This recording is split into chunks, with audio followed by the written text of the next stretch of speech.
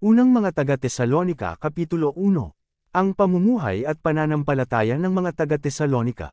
Lagi kaming nagpapasalamat sa Diyos dahil sa inyo at tuwin ay kasama kayo sa aming mga dalangin. Binabanggit namin sa harapan ng ating Diyos at Ama ang inyong mga gawaing bunga ng inyong pananampalataya, ang inyong mga pagpapagal dahil sa inyong pag-ibig, at ang inyong pagtitiis dahil sa inyong pag-asa sa ating Panginoong Jesucristo. Mga kapatid, nalalaman namin na kayo'y pinili ng Diyos na nagmamahal sa inyo.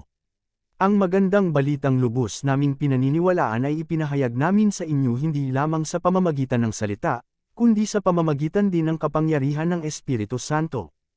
Nakita ninyo kung paano kami namuhay sa inyong piling, ito ay ginawa namin alang-alang sa inyo. Namuhay kayo ayon sa aming halimbawa at ayon sa Panginoon. Nang tanggapin ninyo ang magandang balita, dumanas kayo ng napakaraming paghihirap, gayon pa may taglay pa rin ninyo ang kagalakang kaloob ng Espiritu Santo. Kaya't naging huwaran kayo ng mga kapatid sa Macedonia at Achaia, sapagkat hindi lamang ang katuroan tungkol sa Panginoon ang lumaganap sa Macedonia at Achaia sa pamamagitan ninyo. Ang inyong pananampalataya sa Diyos ay nabalita rin sa lahat ng dako, kaya't hindi na kailangang magsalita pa kami tungkol dito. Ang mga taga-Aro na rin ang nagbabalita kung paano ninyo kami tinanggap. Sila rin ang nagsasabi kung paano ninyo tinalikuran ang pagsamba sa mga Diyos-Diyosan upang maglingkod sa tunay at buhay na Diyos, at maghintay sa pagbabalik ng kanyang anak mula sa langit. Ito'y si Jesus na muli niyang binuhay, na siya ring iligtas sa atin sa darating na puot ng Diyos. Unang mga taga-Tesalonika Kapitulo 2. Ang paglilingkod ni Pablo sa Tesalonika. Mga kapatid, kayo na rin ang nakakaalam na hindi nawala ng kabuluhan ang pagpunta namin sa inyo.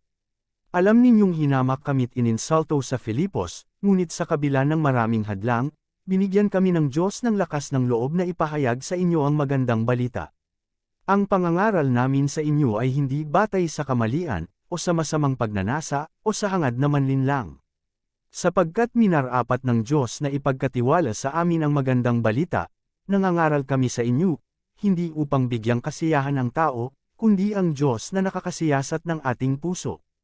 Alam ng Diyos at alam din ninyo na ang aming pangangaral ay hindi sa pamamagitan ng matatamis na pangungusap, o ng mga salitang nagkukubli ng kasakiman. Hindi kami naghangad ng papuri ninyo o ninyo man kahit na, bilang mga apostol ni Kristo, ay may katwiran kaming umasa ng ganoon. Ngunit naging magiliw kami sa inyo, tulad ng isang mapagkalingang ina sa kanyang mga anak. Dahil sa laki ng aming pagmamahal sa inyo, hindi lamang namin inihandog ang aming sarili sa pangangaral sa inyo ng magandang balita, kundi maging ang aming buhay ay ihahandog din namin.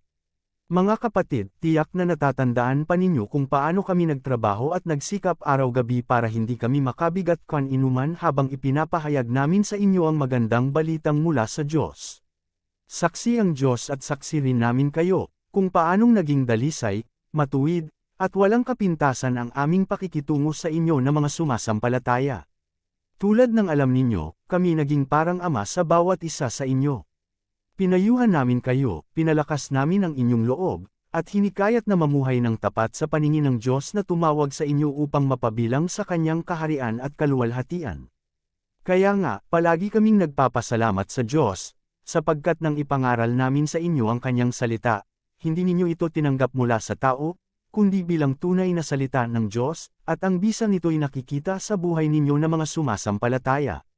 Mga kapatid, ang nangyari sa inyo ay tulad ng nangyari sa mga iglesia ng Diyos sa Judea, sa mga nananalig kay Kristo Jesus, inuusig kayo ng inyong mga kababayan, tulad din ng mga taga-Judea na inusig ng kapwa nila Hudyo.